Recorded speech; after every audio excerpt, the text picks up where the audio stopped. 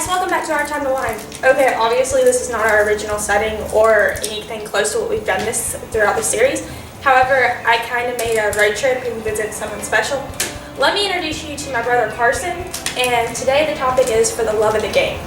So, growing up, you played baseball for, I don't even know how many years. I got tired of sitting at the ball field, y'all. But you played baseball for... I played since I was 4 years old, all the way up to 18, before an injury. And so he didn't really want to give it up, but he had to.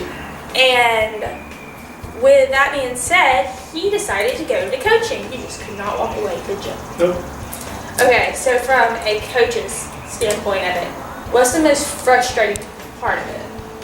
I think work ethic, player's attitude is always a big part of it. As a player growing up, it was always, we dreaded going to practice, we dreaded, working hard, running, anything like that. But when we got time for games, we always wanted to make sure that we, were ready. But we enjoyed playing games more than anything, right? And so, as a coaching standpoint now, I look back and go, okay, if I had done more in practice or anything like that, then it would have been made games a lot easier. So, trying to instill in my guys now that, hey, practice is where it starts.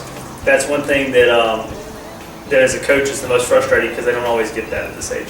So, as a player, what was the frustrating part? As a player, not understanding, not understanding where a coach was coming from or the reason why they did certain things. That's always the most frustrating part. It's when maybe you thought you could go an extra inning or something pitching, or you thought you should be playing over somebody else. That's always a frustrating part.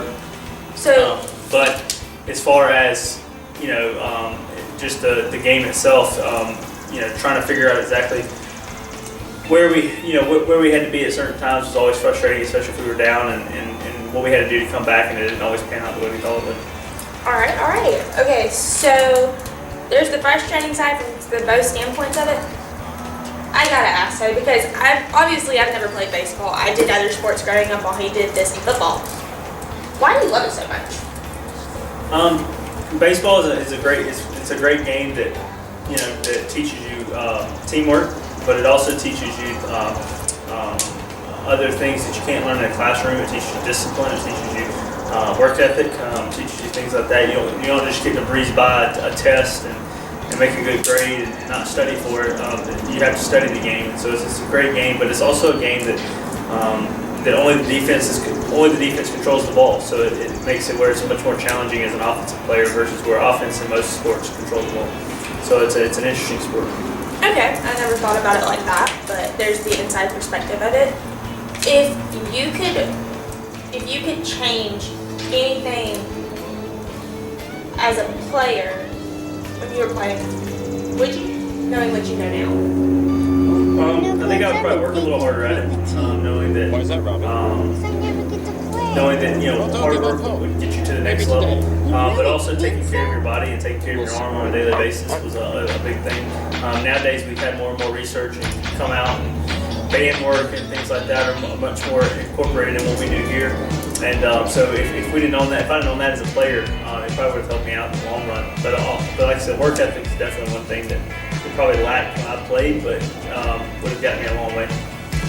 Okay, my last question, because this is our time to whine. You technically gotta whine about something about the game, and I feel like this is something the players and the coaches can whine about in general.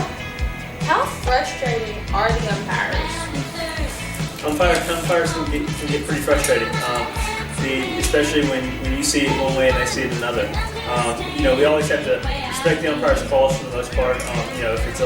If it's a ball or strike situation that we're arguing about, we have a very short leash to argue with that on, and they always, as long as they're keeping it consistent, won't get a big argument. When arguments arise in the ball and strike area is when they're calling it one way for one team and not the other not the same way for the other team. And so we get a little disgruntled about that. But then on the same thing is when there's a bang play or close play at the plate or something that may cost your team a run, trying to argue that with another human that's technically thinking that they're right, and you're thinking that you're right, it kind of butts heads a little bit. So you have to do it in a way that the umpires can kind of respect you, but also in a way that you're going to bat for your team and not letting them just run all over you as a coach. All right. to say he loves it. I didn't make one of your games this year, I'm sorry, but I've heard a lot about it, and we're a group of players playing for you this season, and I hope you do well, or good well.